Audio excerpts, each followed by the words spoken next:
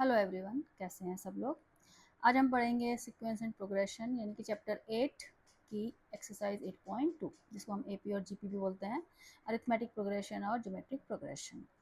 आज हम second exercise करेंगे इसकी। तो उसमें हमारा फर्स्ट क्वेश्चन है find the 10th term and 26th term of the AP. यानी कि हमें यहाँ पे एपी गिवन है, ठीक है।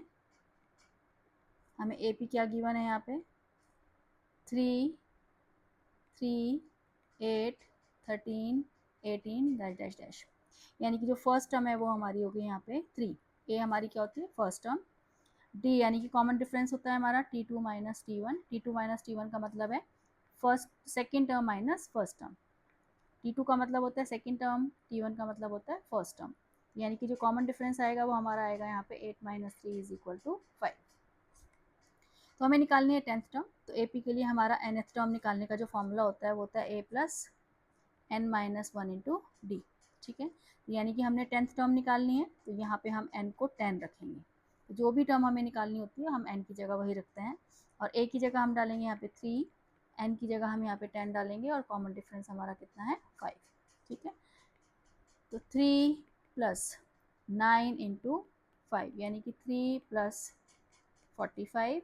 तो यानी कि जो हमारी 10th टर्म है वो आ गई हमारी 48। तो ये हमारी 10th टर्म निकल गई, ठीक है। तो ये जो फॉर्मूला है हमारा वो nth टर्म के लिए ही है। अगर हमें कोई भी टर्म निकालनी है या हमें ये बताना है कि ये टर्म इस एपी में है या नहीं है, तो उन सब के लिए हम यही फॉर्मूला यूज़ करते हैं। अब इन्होंने बोला है कि 26th टर्म भी निकालो, यानी कि हमें T26 निकालना है। तो अब हम ए की जगह यहाँ पे 26 डाल दें, सॉरी एन की जगह 26 डाल देंगे। ए तो हमारा यहाँ पे 3 है, ए हमारा यहाँ पे 3 है, और एन की जगह अब हमने 26 डालना है, और कॉमन डिफरेंस हमारा यहाँ पे कितना है 5। तो यानी कि 3 प्लस 25 इंटू 5, तो 3 प्लस 125 आ गया। तो ये आ गई हमारी 128। तो देयरफॉर जो 26th टर्म है वो हमारी कितनी आ गई 128, ठीक है। आंसर चेक कर लेते हैं एक बार, 128 और 48। तो ये था हमारा फर्स्ट क्वेश्चन। अब है हमारा second question, which term of the AP 21, 18, 15 dash dash dash is minus 81। तो यहाँ पे एपी हमारी डिक्रीजिंग ऑर्डर में है, और फर्स्ट क्वेश्चन में हमारी एपी जो थी वो इंक्रीजिंग ऑर्डर में थी। तो एपी हमारी दोनों तरह से हो सकती है, इंक्रीजिंग ऑर्डर में भी और डिक्रीजिंग ऑर्डर में भी। तो यहाँ पे हमारा एपी जो दे रखी है वो हमें दे रखी है इन्होंने 21, 18, 15 डैश डैश डैश। तो यानी कि जो फर्स्ट टर्म है ए हमारा यहाँ पे 21 हो गया, और जो कॉमन डिफरेंस निकालते हैं हम वो T2 माइनस T1 करके निकालते हैं। तो T2 हमारे यहाँ पे है 18 और T1 है हमारे यहाँ पे 21, यानी कि यहाँ पे हमारा कॉमन डिफरेंस नेगेटिव आएगा। तो जब भी हमारी AP जो है वो डिक्रीजिंग ऑर्डर में होगी तो कॉमन डिफरेंस हमारा हमेशा नेगेटिव आएगा। अब इन्होंने पूछा है कि इज माइनस 81 जो है वो इस AP की टर्म है या नहीं, ठीक है। तो हम क्या यहाँ पे क्या ले लेते हैं, let nth term, let nth term, इसको लिखते हैं हम let माइनस 81 बी। हम ये लेट करके चल रहे हैं कि let minus 81 B nth term of the AP. मतलब हमने ये लेट कर लिया कि सपोज करो जो इसकी nth टर्म है वो माइनस 81 है, ठीक है। तो अब यहाँ पे हम n निकाल लेंगे। तो यानी कि Tn की जगह अब हम यहाँ पे क्या डालेंगे माइनस 81, जो हमारा फॉर्मूला होता है Tn is equal to a plus n minus 1 into D. तो अब हम Tn की जगह यहाँ पे 81 डालेंगे। a हमारा कितना है 21, n हमने निकालना है क्योंकि हमसे पूछा गया है कि क्या माइनस 81 इस AP की टर्म है, ठीक है। तो हम यहाँ पे Tn की जगह माइनस 81 डालेंगे, और वहाँ से फिर हम n कैलकुलेट करेंगे। अगर n हमारा नेचुरल नंबर आता है तो यस, अगर नहीं आता है तो नो। कॉमन डिफरेंस हमारा यहाँ पे -3 है, तो ये ब्रैकेट में रखना चाहिए हमेशा। तो -81 माइनस 21 को इधर ले आएंगे हम, ये -3n प्लस 3 को अंदर मल्टीप्लाई कर देंगे।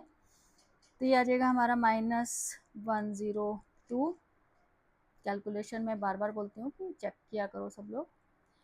और फिर हम 3 को भी इधर ले आते हैं, तो ये -3 आ जाएगा, -3n। तो ये -105 इज इक्वल टू -3n। तो माइनस से माइनस कैंसिल हो गया, तो n की वैल्यू आ गई हमारी 105/3। यानी कि 3 3 ज़ा 9, 3 5 ज़ा 15। तो n हमारा यहाँ पे नेचुरल नंबर आ गया, तो यस आएगा हमारा yes. -81 is a term of given AP, ठीक है। और वो कौन सी टर्म है, T35, यानी कि जो 81 टर्म है वो हमारी क्या है, 35th टर्म है, ठीक है। ऐसे इन्होंने आगे पूछा है कि also is 0 a term of this AP, तो इसको भी सेम हम ऐसे ही करेंगे। अब हम TN की जगह यहाँ पे क्या डालेंगे, 0 डालेंगे, यानी कि जो हम सेकेंड पार्ट कर रहे हैं TN की जगह हमने 0 डाला। A हमारा कितना है 21 और M हमने निकालना है और कॉमन डिफरेंस है हमारा -3, तो इसको 21 को इधर ले आते हैं, ये -3n + 3 आ जाएगा, तो -21 - 3 इज इक्वल टू -3n, ये -24 is equal to -3n, minus से माइनस कैंसिल हो गया, तो n की वैल्यू आ गई हमारी 24/3 यानी कि 8, यानी कि T8 जो है वो हमारा 0 आ गया। तो इसमें भी हमारा क्या आएगा, यस, यानी कि इस AP में 0 भी आएगा और -81 भी आएगा, ठीक है।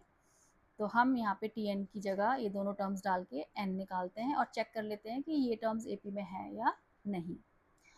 अब है question number 3, find the nth term of the AP and right the recursive rule for this AP, तो ठीक है। तो अब हम यहाँ पे A हमारा कितना है यहाँ पे 11, ठीक है, और जो D है आएगा हमारा वो आएगा T2 - T1, यानी कि 8 - 11, क्योंकि ये भी डिक्रीजिंग ऑर्डर में है तो नेगेटिव आएगा हमारा यहाँ भी D। तो यानी कि पहले हमें निकालना है nth टर्म। nth टर्म का मतलब होता है कि इन टर्म्स ऑफ n की कोई वैल्यू नहीं डालनी है हमने, n को n ही रखते हैं। तो A की जगह डालेंगे हम 11 और n की जगह n रहेगा, और ये -3 आ गया, 11 - 3n + 3, तो ये आ गया हमारा 14 - 3n, तो ये हमारी क्या आ गई, nth टर्म आ गई, ठीक है। 14 - 3n हमारी क्या आ गई, nth टर्म आ गई। अब हमें इसका क्या लिखना है, रिकर्सिव फॉर्मूला। रिकर्सिव फॉर्मूला देखो कैसे लिखते हैं, इसको थोड़ा ठीक कर देते हैं।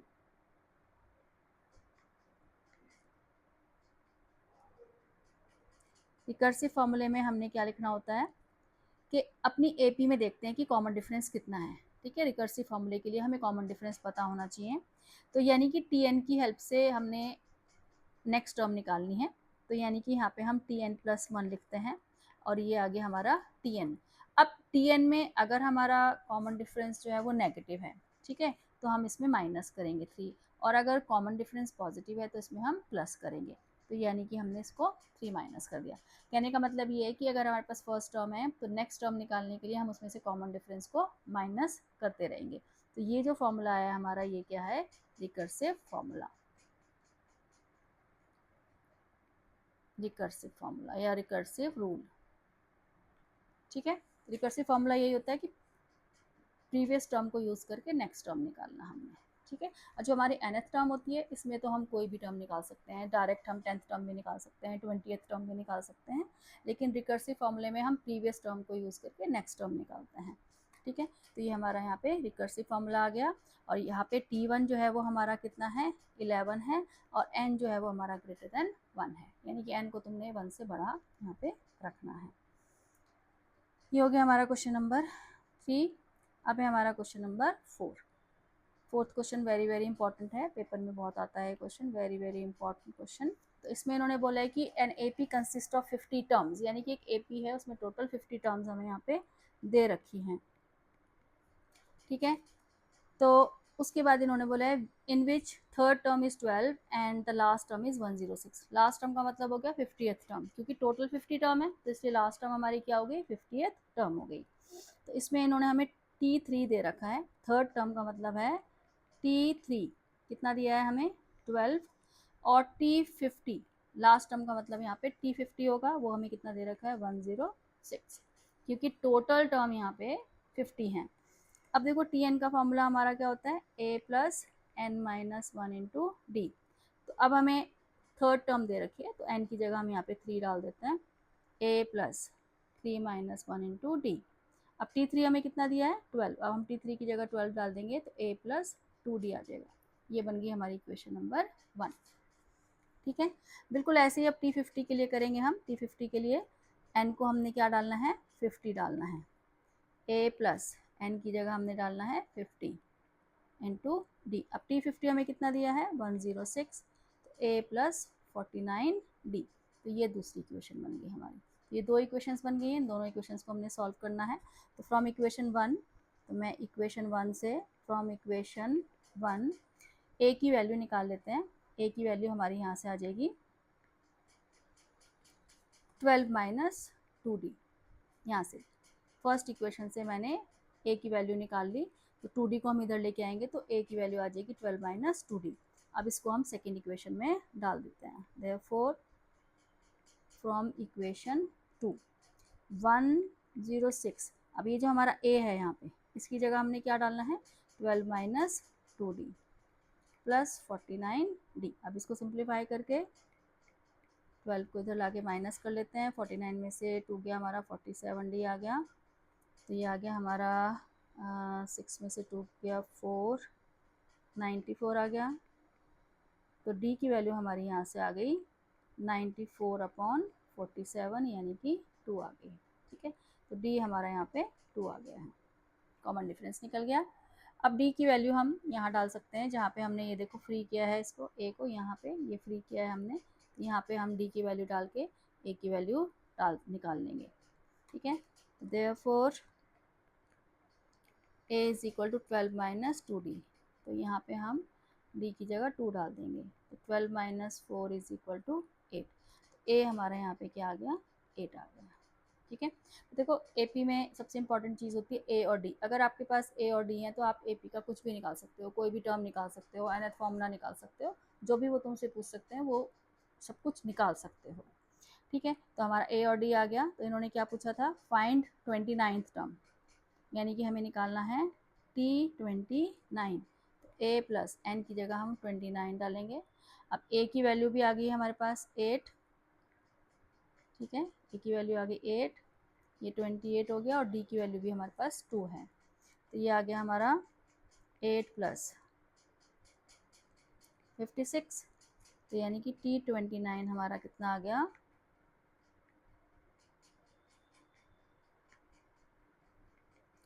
56 प्लस 8 यानी कि 64। ठीक है, तो ये हमारा आंसर आ गया। कैलकुलेशन आंसर चेक कर लेते हैं, हाँ 64। ठीक, उसके बाद है हमारा question number 5, how many 2 digit numbers are divisible by 3, what is the sum of all these 2 numbers.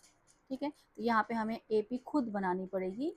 जैसे ऊपर वाले क्वेश्चंस में तो हमें AP दे रखी थी, लेकिन यहाँ पे हमें खुद बनानी पड़ेगी। तो 2 डिजिट नंबर के बारे में ये बात कर रहे हैं। तो 2 डिजिट नंबर हमारे जो है वो 10 से लेके शुरू होते हैं और 99 पे ख़त्म होते हैं। ठीक है, तो अब इनमें से हमने वो नंबर लेने हैं जो 3 से डिविजिबल हो, यानी कि 10 के बाद हमारा पहला नंबर 3 से डिविजिबल क्या होगा, वो होगा 12। यानी कि जो हमारी AP बनेगी वो बनेगी 12, 15 डैश डैश डैश 99, क्योंकि 99 भी 3 से डिविजिबल होता है। तो हमारी ये AP हमने यहाँ पे खुद बनाई है। ठीक है, तो हमारी फर्स्ट टर्म होगी यहाँ पे 12, कॉमन डिफरेंस हमारा यहाँ पे क्या होगा, 15 माइनस 12 यानी कि 3। ठीक है, अब हम, और जो लास्ट टर्म है यानी कि जो हमें TN है वो कितना दे रखा है, 99। तो हमसे पूछा गया है कि 2 डिजिट नंबर कितने हैं, यानी कि नंबर ऑफ टर्म्स हमने निकालनी है, यानी कि हमें इसमें n निकालना है। तो TN हमारा, TN का जो फॉर्मूला है, TN is equal to A plus n minus 1 into D. अब TN की जगह हम यहाँ पे 99 रखेंगे, A हमारा यहाँ पे 12 है और n हमने यहाँ पे निकालना है, और D हमारा है यहाँ पे 3। तो 12 को इधर ले जाके जब हम माइनस करेंगे तो 99 माइनस 12, और ये 3n माइनस 3 आ जाएगा। तो ये आया हमारा 7, 87। 3 को भी इधर ला के ऐड कर लेते हैं, तो ये हमारा 90 इज इक्वल टू 3n आ गया। तो 3 से डिवाइड करेंगे तो n की वैल्यू यहाँ पे कितनी आ जाएगी हमारी, 30 आ जाएगी। ठीक है, तो यानी कि 2 डिजिट नंबर 3 से डिविजिबल जो है वो कितने होंगे, 30 नंबर्स होंगे टोटल। ठीक है, अब इन्होंने इसके बाद पूछा है what is the sum of all these 2 digit numbers, यानी कि इसका सम निकालना है, SN निकालना है। ठीक है, SN का मतलब होता है सम ऑफ n टर्म्स। ठीक है, SN का फॉर्मूला होता है हमारा n/2 first term plus last term. ठीक है, तो वैसे SN के दो फॉर्मूले होते हैं, लेकिन जब हमारे पास फर्स्ट टर्म और लास्ट टर्म दोनों होती हैं तो हम ये वाला फार्मूला यूज़ करते हैं। अदरवाइज़ ये वाला फार्मूला होता है हमारा SN का निकालने का n/2, ठीक है, 2a plus n-1 into D, ये हमारा SN का फॉर्मूला होता है।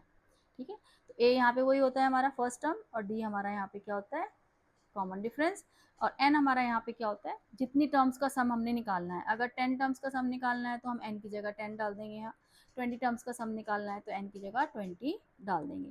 तो ये वाला फॉर्मूला होता है सम निकालने का, और यहाँ पे हम ये वाला फॉर्मूला यूज़ कर रहे हैं n/2 first term plus last term, यानी कि a प्लस l का मतलब है first term plus last term. अब n हमारा यहाँ पे क्या है 30, क्योंकि टोटल 30 टर्म्स हैं।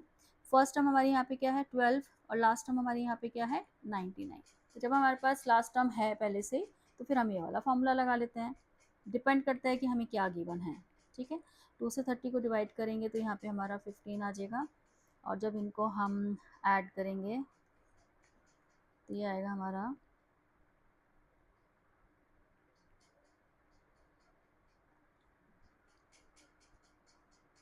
111 आ गया। अब हम 111 को 15 से मल्टीप्लाई कर देते हैं, तो मल्टीप्लाई करके देख लेते हैं आंसर क्या आता है हमारा।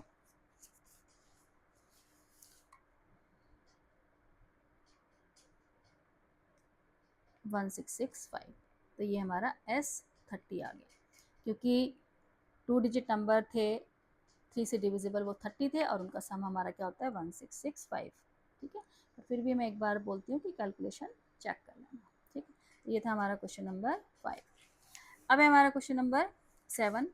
इन्होंने बोला है कि Harshit started work at an annual salary of ₹5 lakh, मतलब 5 लाख से उसने अपनी जॉब स्टार्ट करी, and received an increment of ₹20,000 each year, और उसका जो हर साल इंक्रीमेंट लग रहा है वो 20,000 लग रहा है, यानी कि उसकी सैलरी हर साल 20,000 बढ़ रही है। After how many years did his income reach 7 lakh, तो यानी कि 7 लाख कितने ईयर के बाद उसकी जो एनुअल सैलरी है वो 7 लाख हो जाएगी। तो यहाँ पे हमें देखो जितनी सैलरी से उसने जॉब स्टार्ट करी है, यानी कि वो हमारी क्या होगी फर्स्ट टर्म, यानी कि स्टार्टिंग सैलरी उसकी जो है वो क्या होगी हमारी यहाँ पे फर्स्ट टर्म, यानी कि जो 5 लाख है वो हमारा यहाँ पे फर्स्ट टर्म होगी। ठीक है, और जितने रुपीज़ से वो पर ईयर इंक्रीज हो रही है, एक फिक्स्ड अमाउंट से इंक्रीज हो रही है 20,000 से, तो वो हमारा क्या होगा कॉमन डिफरेंस। ठीक है, और लास्ट यानी कि 7 लाख कब हो जाएगी, ये हमसे पूछा गया है, तो यानी कि TN जो है वो हमारा यहाँ पे क्या होगा 7 लाख। ठीक है, तो अब इन्होंने पूछा कितने ईयर के बाद, यानी कि हमें यहाँ पे n कैलकुलेट करना है, कितने साल बाद, नंबर ऑफ ईयर्स हमें यहाँ पे निकालने हैं।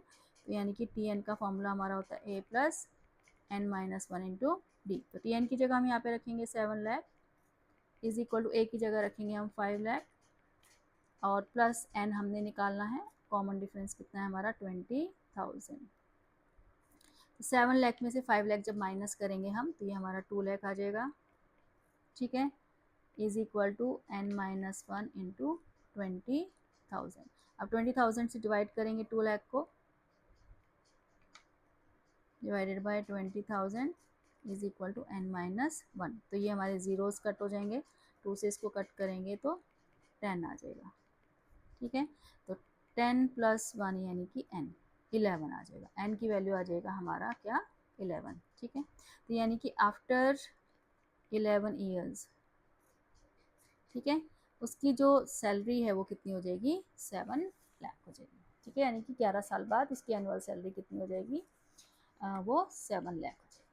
ठीक है, तो ये था हमारा क्वेश्चन नंबर 6। अब देखो क्वेश्चन नंबर 7। अब क्वेश्चन नंबर 7 में इन्होंने क्या बोला है, मतलब कि 11th ईयर में उसकी सैलरी जो है वो 11th ईयर में उसकी सैलरी 7 लाख हो जाएगी। अब है हमारा question number 7। A child arrange marbles in a row so that the first row has 1 marble. First row में एक ही मार्बल रखा है उसने, सेकेंड रो में 2 मार्बल्स रखे हैं, एंड थर्ड रो में 3 मार्बल्स, एंड सो ऑन।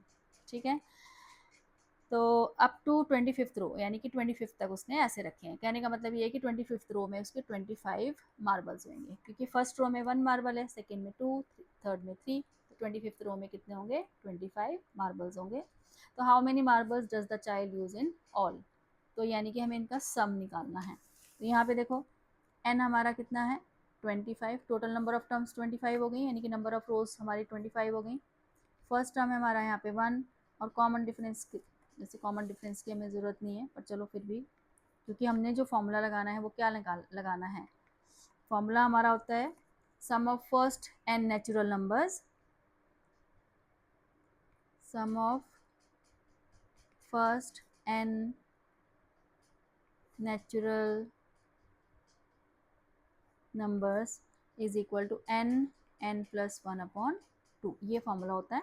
या फिर जो हमने अभी ऊपर यूज़ किया था फॉर्मूला, ये वाला फॉर्मूला भी हम यूज़ कर सकते हैं, S N is equal to n by 2 first term plus last term, same चीज़ है ये, ठीक है। ये वाला फॉर्मूला भी यूज़ कर सकते हैं, लेकिन एनसीईआरटी में हमें ये फॉर्मूला दे रखा है n plus 1 upon 2, sum of first n natural numbers का फॉर्मूला हमें ये दे रखा है इन्होंने। तो यहाँ पे हमारे 25 हैं नंबर्स, यानी कि n हमें 25 दे रखा है, n की जगह हम 25 रखेंगे यहाँ पे अपॉन 2, ठीक है, क्योंकि ये नेचुरल नंबर्स ही हैं 1 to 25। अब इसको सिंप्लीफाई करेंगे, 25 इंटू 26 अपॉन 2, तो यानी कि 25 इंटू 2 से इसको कट कर देंगे हम, तो ये इंटू 13 आ जाएगा, तो ये आ गया हमारा